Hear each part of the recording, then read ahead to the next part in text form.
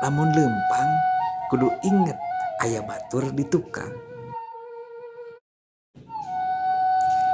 Aki-aki di lembur ngomong, ayeuna mah loba nu gagancangan boh lempang atawa naik kendaraan. Nepi ka poho nyapa ka tatanggana sorangan. Tapi teu kabeh cenah. Eta kalimat teh basajan, tapi dalit pisan. Hirup teh ulah ngan mikir gancang nepi, tapi kudu inget saha anu aya keneh di tukang. Lamun urang geus nepi ka cita-cita, ulah poho ngabantu nu aya keneh di tengah jalan.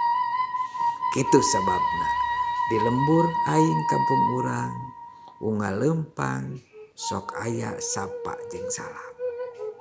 Saur sepuh mah nu loba salamna sok loba bagjana.